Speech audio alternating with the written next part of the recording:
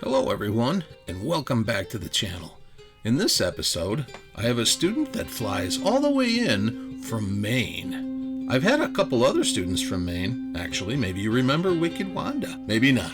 Well, how could you forget Wicked Wanda?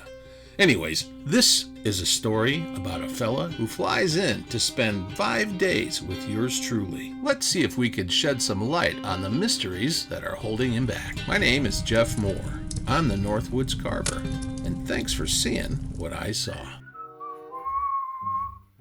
Oh, hey everybody. Welcome back to another one of these, whatever these are, these videos that I make for everyone. Mostly I just make them for me. Anyway, I have a special guest from Maine. Not too far from Wicked Wanda. You're like 2 hours? Yes. 2 hours. Wayne Curtis, everybody. Come on in. Check him out. Look at that. That's a lot of man right there. Look at that beard. Perfect. Impressed yet? Good. So Wayne, tell us a little bit about your, I don't know, maybe tell us about where the cricket starts to chirp. Tell us about yourself, Bill. I did it again. I'm not Bill. I know. Everybody's Bill, apparently.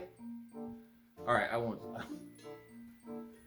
So Wayne is here to learn a few things, and we've already gone through a lot of stuff. Thankfully, he's watched a bunch of my videos, the poor guy, and he's pretty well versed in all of the bar maintenance and chain effect stuff that we always go through. So that is going to help speed us through to this next part, which is the manipulation of shadow and light. And Wayne, have you messed around with that at all? Yeah, I'm sure I have. That's why I'm here. Okay. You messed around and you Found out. Yeah, found out. That's the word. Thank you. I don't have to use that beacon there. And then maybe we're gonna carve something. That's what we do. We carve stuff. So, Wayne, do you carve stuff at home? Yeah, every once in a while. Yeah, we try it. You tried it? Yeah. We came to see Jeff. Okay, perfect. All right, so you have it right from Wayne, from Maine's. Maybe is that the title? Wayne from Maine. Wayne from Maine. Could be. Wayne from parts unknown. All right, so anyway, let's skip to the good stuff, and I will get the speedy footage rolling. Stick around and see what we saw. All right, so we're with Wayne Curtis, all the way from Maine, and I can't remember. I just always forget where you're from. St. Albans, Maine. St. Albans, Maine. Isn't that cool? What do you got out there? Is it like Trees. trees? Is it mountainous? Yeah. Yes. So it's Yes. all right. How's that? All right. And is it? So it's pretty out there. Well, as long as you don't come from there, probably I is. suppose you don't. You can't see the forest through the trees. Is that what you're trying Kind to say? of. Yeah. That, if you've always seen them, Yeah. You just look at the trees and snow. you're such a romantic. Isn't that nice? All right. So other than like trees, what else? Is that cottage country out there? What the hell is cottage country? Where people have their summer homes. They're cottages on the lakes. So the gettins are good in Maine. The gettins are good. What the hell are you getting? Hopefully some carvings. Well, yeah, hopefully, but I mean, people drive out there and they do stuff, right? They want to get like what's there that is drawing them in. It isn't the wildlife. heat. Well, they might enjoy the wildlife. There's getting to be less and less of that, but it might be kayaking, hiking. So the outdoors, the great outdoors. Yes, Just the call it- outdoors. Let's just put a pin in that one. We'll come back to that later. So you've been carving for how long? 8 years. 8 years. Oh, that's cool. That's not Yeah. too bad. And are you liking it? Or is this? Oh yeah, I enjoy it. It's Okay. that's my out. That you're out, Yeah. or is it you're in? It's in when it's snowing and I'm out when it's sunny outside. No, like you're into like a new, like a new lifestyle. Yes, it's pretty. It's a lot different than what I used to do. I'm not building any boxes. Oh, building boxes. Where did you build boxes? Everywhere. It's construction. Okay. So, Wayne, what brought you to my door? Well, I'm kind of out of block, and I need to learn. I have to meet other carvers in order to get over it. You think? And you have to come and have some of these sessions. I see. Is that what you heard online? And No, I just feel that as a person, the only way you're going to learn how to carve is to be around carvers. Yeah. And people that have some experience from it. Sure. And so there's no one out by you that's, well, there's a couple carvers. There's a couple. Yep. Who can you give a shout out to some of the to some of the other guys out there by you? Gee. Dan Burns and I think it's Taylor White. I've talked to her once. Other than that, no, I haven't really met any from up there. But you have met other carvers just out of the state. Yes, I like this Josh Landry. Okay. And from Bingham area. Yeah, I've met a few out of state that have helped me. And who's that? Joe Ducier, Montoya, Travis Burrows. Sure. I've talked to him some. They give you some good tips. Yeah, they're unafraid to give you some tips. Sweet. And then when was that? You went to see him somewhere, didn't you? Like in Lancaster, Pennsylvania, and New York. I can't remember the town. Salamanca, New York? No, it was different than that even, I think. Because they used to have... Because it rained. It was at a Italian restaurant. Oh. Where Interesting, because I was at Carvers, and it was in Salamanca at a casino. Nope, this wasn't at a casino. Oh. This was at a restaurant. Oh, cool. An Italian... I don't know if it was a grand opening or... So what did... and they had a carving event there? Yes. But that wasn't Carve Wars. That was... Yeah, it was Joe Wennell. Okay. It was a Carve Wars. Okay. Yep. So cool. So you got some experience talking to some other people, and so when you left those events, were you just like jacked up to go home and apply some of the things that they were telling you about, or were you just inspired by the other carvers? The carvers had given me some tips, so I went home and bought a few tools, and it reassured me on a couple other things, so just kept going. It's great. Learning carving through osmosis. Pretty much, yes. Stand too close and get all that information. Uncomfortably close, like we are right now at this microphone. All hugged up. That's right. So, other than us holding hands and sitting knee to knee in this little cooped up little microphone situation, we need to discuss your plans as well. Like, what are you doing at home? Like, what are the kind of things? All right, so let's. Well, usually housework on Mondays. Okay, so housework on Mondays, but then when do you carve, and what do you carve when you carve? If there's an idea that pops into my head, I might go out in the shop at 3 o'clock in the morning and start planning. Yeah. That doesn't sound crazy at all. I mean, you can't get it out of your head until you do it. It's gonna bug you. It's gonna. So what kind of stuff are you doing though? I mean, Sasquatch, bears, eagles. What else have I got out What's there? your favorite? What do you think is the bee's knees in carvings? Is it bears? Bears will bring you money. It's true. That's what sells. Right. But I've sold my eagles. I've sold my Sasquatches. There's nothing kicking around there. Okay. There's a few in my graveyard that when I first started. Your graveyard. Yeah, I have a. You didn't hear about my graveyard? No. Oh, well, some of my first carvings that I have carved are sitting around out there in my log yard. And I call it my graveyard. Things go there to die. I call that my bonfire pit. No, I keep the stuff. Really? Yeah. Let you know where you came from. So tell us a little bit about your journey so far. So you started in what, 2000 and what was it, 17, 18? Yeah, around there somewhere. Something like that. And you just started fiddle farting around, and next thing you know, We're on the journey. we're on the journey. We're and loaded on the bus. And is this one of those journeys where you just feel like you're like it's always going to be interesting, and that Yeah, there's always something to create. yeah. I mean that's I'm not going to cut any boxes. So are you investing in tools and Yeah, we're working on it. I mean, as you learn, you find out what works, right? and the stuff that you don't usually go under the bench.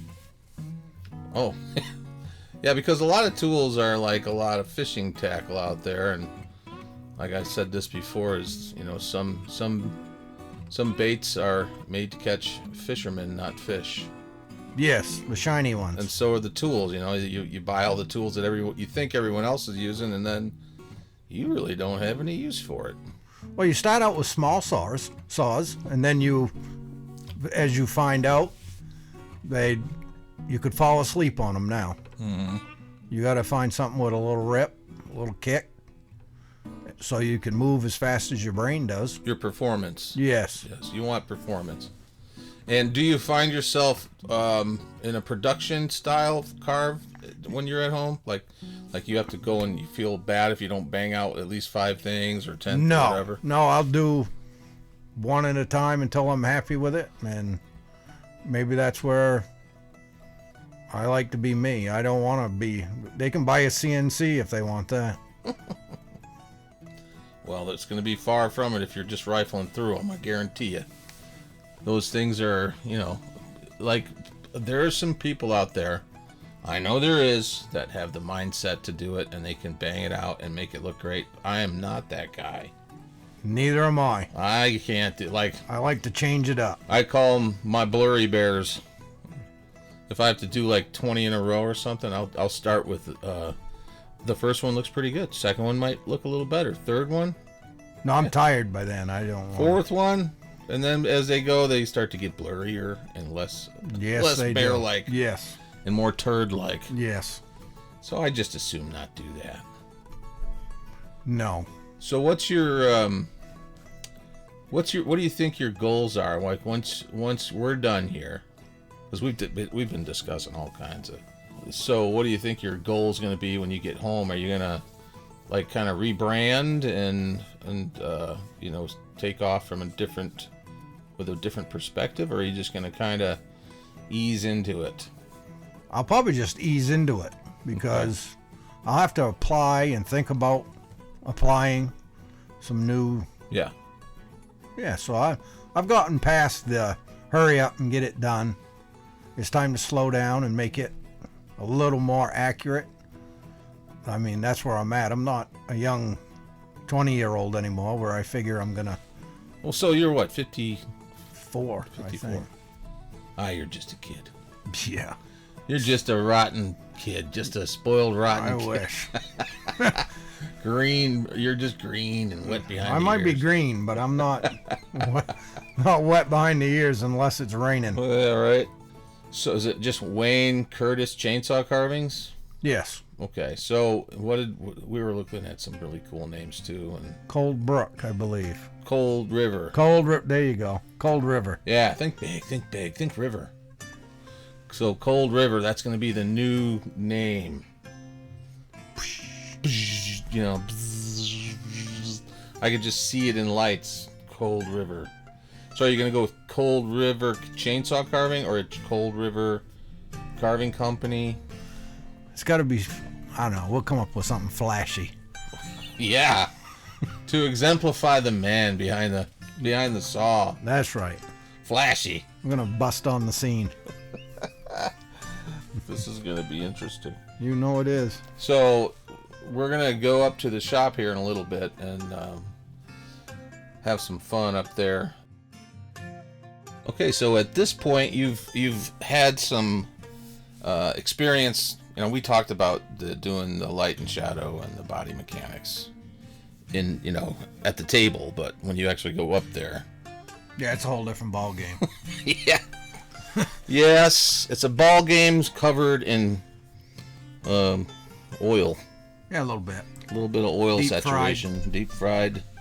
Deep Cooked. fried. Yep. So, like,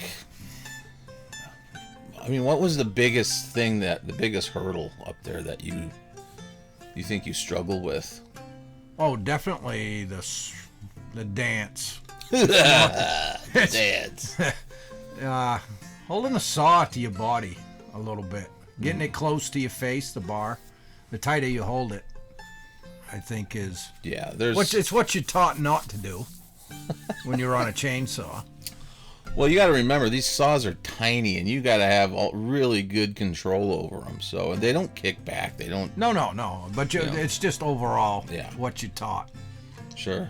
And as far as, we did a little bit of carving where I was able to show you where you could put those types of Different textures. Different textures. Yeah, and, that's a lot of interesting things that you could do.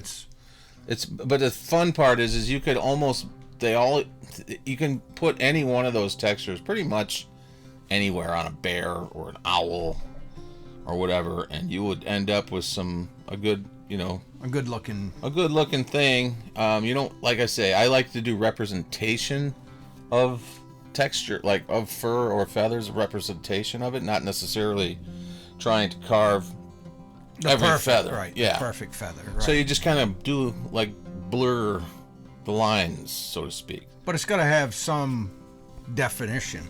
Oh yeah, I mean it's totally It's gonna like sanding something too far and it's just flat.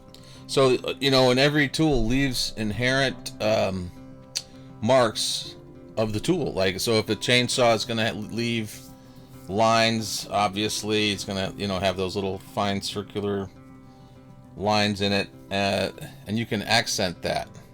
The rasp will have like all those little lines that you can put in different grits and all that, and you can play around with that stuff and do a nice blend between the little fine lines from the saw and the lines from the rasp or the burr Or you bits. can be smooth, right? Or smooth. And but when you're dry brushing, which I do, I gotta have every square inch of that thing's gotta be covered, with some kind of texture, so the paint's got somewhere to go. And if you get too smooth and you try dry brushing, it doesn't work out so good because there's just no character. No, you need a lot of texture. For sure. To throw the shadow. And that's where the ninja boards come in.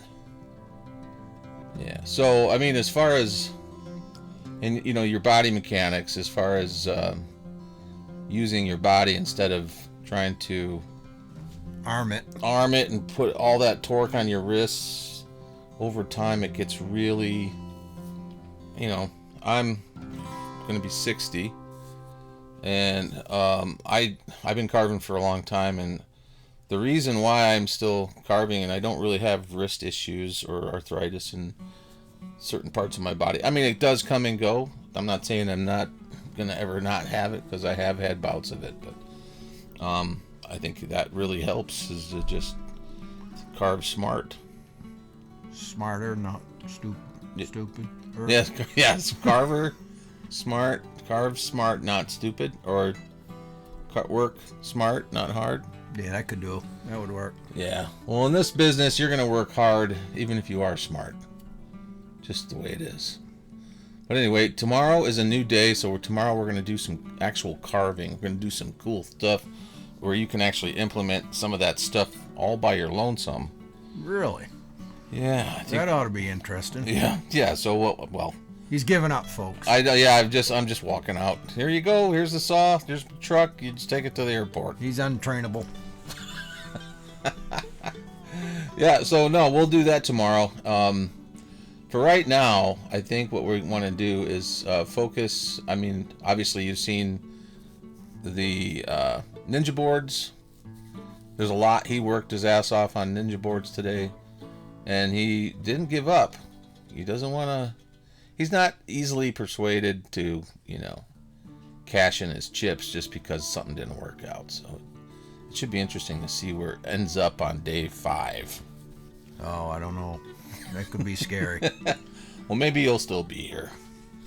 But anyways, that's about it. I think we're going to move into the next segment, which is the carving, actually. Whether we do an owl or a bear or a mini or something. Yes. We'll find out here in just a few seconds, I guess. Okay, everyone. This is the last day. We decided mutually that there would be more lessons learned at the table than in the shop. So that's what we focused on. Today's the last day, and we have to depart out of here in about an hour to take him back to the airport so he can fly home to Maine. So this part of the video is going to be Wayne telling us, or you, exactly what the takeaway was. Like, you had nobody really to show you anything. I right? haven't, no. I mean, you're starting out with a chainsaw, a firewood chainsaw. You're just going to go out there and nobody thinks, can I draw it first? That would give you a design. At least you would. But they don't put two and two together. You don't. You're out there cutting firewood. You're not thinking about where should I start a business. That's not part of it. You're cutting firewood 90% of the time. Yep, you don't just wander outside and end up at the top of a mountain. You have to. That is something that you need to plan. You know, you're just not going to get there if you don't. When you start off on your own and you're left to your own devices, you just do things that might, and well, you'll always end up doing things that, in the long run, aren't going to be exactly good. You know, you might be able to get some success, but normally you need to have other carvers around you that are better than you, so that the key is, you know, carving camaraderie is very important, but to learn, you need to have better carvers, people that have a better grasp of things, and if one of them's an artist, that's even better. An artist is more disciplined in many different ways. Yeah, he's the different perspective, sees things differently. It's like when you use your heart, your hands, your head, your emotions, you know, and you pour it in there and you tweak this thing so that it provokes an emotion from someone else, right? Not just, oh wow, cool, look at that, it's a bear. And that's anybody's opinion. Yeah. You just want them to walk up and feel something, not just, That's right. Yeah, we'll take this home and put it on the porch, it'll be all right. That's right. No, you gotta have A decoration right. that's gonna fit over the well pump in the front yard. Right. Yeah. No, it's a great class, no doubt. Even, like I said, a lot of it goes on at the table, but he stuck with me. I mean, that's more than what 99%, well, I'll say 98% of people, I mean, I'm pretty rough at times, that's for sure. And he stuck with me, and a lot of people won't until we got to the bottom of it. So, I mean, I'm not young, I'm 54. So, that makes a big difference on how you look at things. And yeah, and if you've been looking at the same things for the same way for so long, and now you're got to learn how to look at everything. You've got to teach an old dog new tricks. Yep. Yeah, and they won't give up on you until you hash it over enough. And he's smart. He'll come up with some great ideas and figure out quick enough and take steps back, not forward. And a lot of that can be solved right at his table. Yeah, yeah. You know, without even touching a saw. And sometimes that's what you need to do, because you didn't start out drawing, per se. You're probably cutting firewood. Yep, that's right. But the critical thing was, too, that we did body mechanics and shadow and light up there. And as you can testify, it might look easy, but it takes some doing. You know. Oh yeah, you don't. You're probably not doing it at home. That's for sure. Yeah, you're probably not doing them at home. No. And probably wouldn't know what you were doing if something turns out good and you're super surprised. Then I mean, it happens to everybody, but I can figure out, I know why it looks good, and I can tell you why things look good or they don't look good. But you can't replicate it. Yeah. I mean, it's a one-time shot, right? So, but if something turns out good and you don't know what the hell it was, that was just pretty much luck. You're just having a good day that day. And I've had them, but at least I have the knowledge that I can say, oh, I know why this looks better. It's because I studied that, whatever that was, for 2 days before I carved it. Right. I was very well versed. I have good references to go off of, and when you have good references and you're studied and you're very confident, confidence kills anxiety about things. You know what I'm saying? When you have confidence. I know about it. Yeah. Anxiety, there's nothing worse than starting a project and being too stubborn to look at something other than your phone for a reference. I mean, you're only getting certain angles. Draw it, it's in front of you. If you draw it, and I can admit I've been lazy in the past about drawing things, and my work suffered because of it. Well, you can lay out the whole project before you even start. Also, drawing is a good way to do that, to get that job. When you go to close that job and you're sitting here across from the table from your customer and they want to see what you have in mind, and you can grab a pencil, and if you draw well, they're going to be blown away that you did that and you got the job. Plus, you can upsell if you draw well. You can upsell because the drawing's really excellent, and they're gonna, you can draw other things or add other things and say, what'd be cool is if we did your idea, but if we added this, this, and this, it would be really even better. And then you draw those things effectively, so they can see them. Cha-ching! And then you can laugh all the way to the bank. That would be a good thing. That would be good. That would be good. So anyway, in a nutshell, this is Wayne Curtis. I'm Jeff Mohr. Thanks for watching. Don't forget to like, subscribe, and smash that notification bell. And I guess we'll see you on the next one.